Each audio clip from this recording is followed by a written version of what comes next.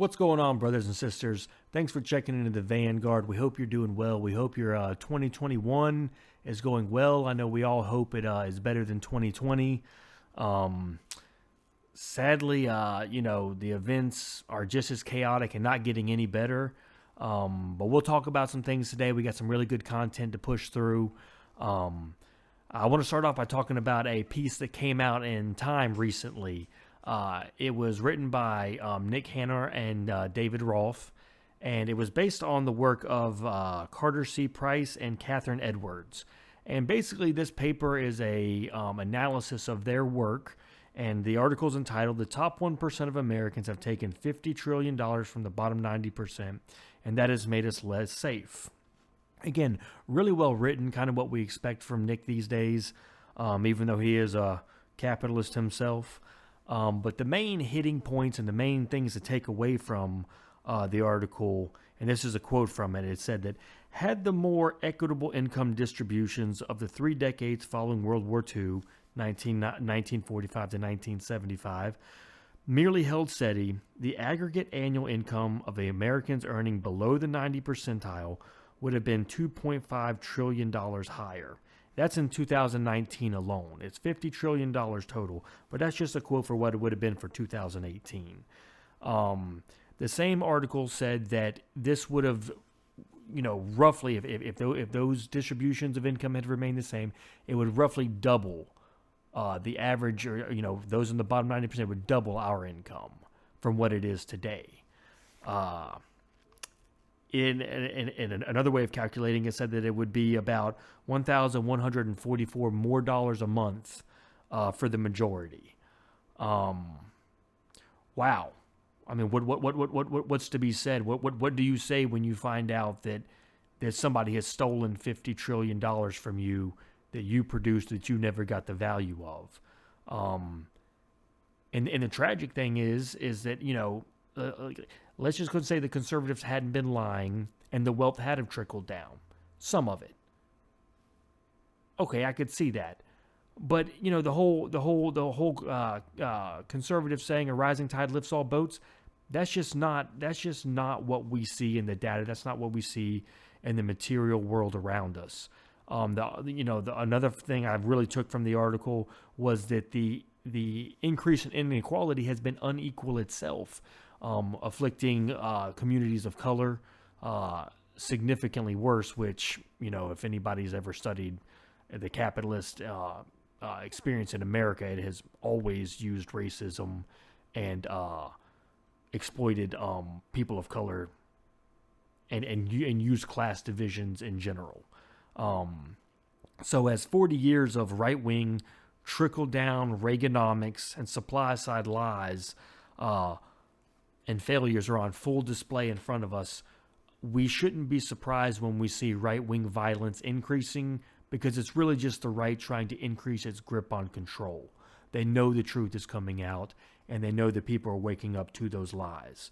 And of course, our capitalist-in-chief, Donald Trump, has called upon his soldiers and allies to help him in his latest attack on the Republic, and his latest coup attempt to forcibly overturn the Electoral College's certification on January 6th. We should, of course, point out that Trump's, and this is all based on Trump's allegation of mass voter fraud, but we should take the moment to point out that his own DOJ has pointed out, has found no evidence of this fraud. How many lawsuits have been thrown out of court because they simply don't have any evidence to back up what they're saying? The crazy thing is that while they're entertaining this crazy lie, we actually have Trump being recorded today himself trying to get people to conjure up more votes for him to fraudulently win Georgia. Look, and listen, the really disturbing part is whenever, because, down here in the Southeast, we have a lot of reactionaries around, so we're kind of in a very conservative area. And I think the most concerning part for us is that it doesn't even matter that there's no truth to the claims, that there's no evidence. Trump and other notable figures on the right have been calling for his supporters and soldiers to take to the streets on January 6th to stock up on Second Amendment supplies. In an age where, Trump soldiers are running over people at rallies, stabbing people to death, and then,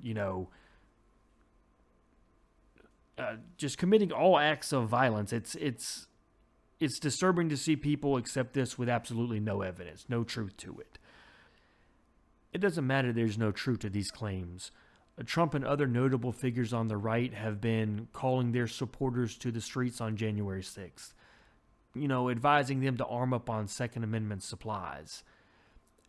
That's incredibly dangerous in a time where his supporters have run over people in cars, stabbed people to death, set off bombs, tried to overthrow governors and overthrow state governments. This is this is on the heels of not just individual right-wing violence, but an increasingly organized form of right-wing violence that's only being encouraged at the very top. I've talked several times in the past about some of these events. I'm considering making a video specific about these events and breaking them down in more detail in a way that I can't do right now, because it would draw out the video and it would get terribly off course, and covering the orgy of right-wing violence that's really awash in our country might take its own dedicated video to do it justice. That is why I and we encourage people to safely and legally arm and protect themselves. It doesn't make any sense. Just the same way I would encourage you to carry a small trauma kit on you at all times to be able to, help yourself or somebody else who's been a part of one of these crazy terrorist attacks. I would also advise and encourage you to carry the means by which to protect yourself from that violence. Legions of mouth-breathing, knuckle-dragging, slack-jawed, mentally crippled Trump soldiers, both on social media and in the halls of Congress, plan to answer Trump's call to violence. And these days, we just can't afford to take things like that lightly. In addition to just encouraging you to be vigilant against these threats, we're going to be making a lot more dedicated content about that. We have a range video coming out. I know I've talked about it in the past, but we wanted to wait till the new year to roll it out. In this range video, as many of you know, some of the content we can't post. A lot of the content we won't be able to post because it'll get demonetized.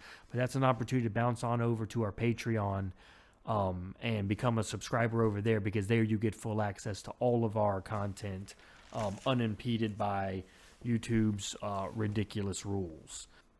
Now listen to me. While it's absolutely necessary to be ready to defend yourself, and I would absolutely always encourage you to do so, it's also important and critical that everybody educate themselves in socialist theory and revolutionary principles, because that outside of that, the movement's not really going to grow, I feel anyway. I feel like Thomas Sankara said it best whenever he said, a soldier without any political ideological training is a potential criminal. And we see that a lot on the right. A lot of these people who are committing this violence, they haven't read Ayn Rand. They haven't read Ludwig von Mises. They don't know anything about Milton Friedman. They're just very well armed, very angry, and absolutely willing to commit murder to turn their political will into political power. And Nancy Pelosi, Chuck Schumer, and yes, Joe Biden are going to do absolutely nothing about that. Even right now, with the president openly trying to plan a coup, the Republican Congress doing all of this absolutely dangerous and irresponsible stuff. We have millions of unemployed Americans, millions going hungry. Nothing is going to fundamentally change, because while we can count on hostility from the right, Nancy, Chuck, and yes, even Joe Biden aren't going to do a thing. They're not going to do a thing because their objective isn't to help us. It's to continue to pad their donors' pockets. we can really, I feel like I say that with a lot of confidence because right now, having all of this calamity, they were willing to give us chump change in a $600 payment. Yeah, they're trying to backpedal now and say they're fighting for $2,000, but they had no problem. They had no problem approving a Pentagon budget that is bloated, $800 billion. They could sign on to that without delaying that at all, but they give us $600 a month. They print trillions for banks, give out hundreds of billions in Paycheck Protection Act for wealthy corporations, and they give us $600. They barely go to bat for $2,000 while Americans are facing this type of struggle. It's because of that the Democratic Party can no longer be a vehicle to improve the lives of working people. And going into an age of unprecedented climate change, poverty due to automation, and increasing political and economic instability, they are woefully unequipped to deal with that. And that's just in the future. When we look around us right now, we can't help but come to the conclusion that capitalism is on life support. And if it does survive, its decline can no longer be denied in the facts in the material world around us. Saying that capitalism is not failing is preposterous. If you look at socialist economies around the world, China's economy grew this year. America had the largest economic contraction of its existence. Reaganomics is dead, and the neoliberal economic and political structures that it created are failing not only abroad, not only in America's territories and colonies, but right here at home in the U.S. and the U.S. of A. inside the imperial core. Enough of the American middle class, which is really just, we all know, is just the working class that labor sells high enough on the market to earn a high enough wage to earn what we would consider a decent living and live a decent quality of life. Enough of those people are suffering with the ailments and the struggles of poverty that the system's being questioned by everybody.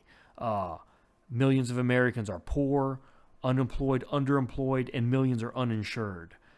40% of all agricultural income this year for America's wealthy agricultural capitalists actually came from government spending. It came from the government itself. So I guess so again, another myth that they pull themselves up by their bootstraps. The agricultural industry is another blatant example of how that just literally cannot be true. Farming subsidies, and listen, I think food should be subsidized for all. I think we could set up the economy where none go hungry. But the crazy part is that we have food for profit. We torch and dump however many millions of pounds every year. The capital class who owns all of it is still getting rich, and 40% of their money is coming from us that they then turn around and charge us top dollar for, while 1 in 6 of our people are food insecure.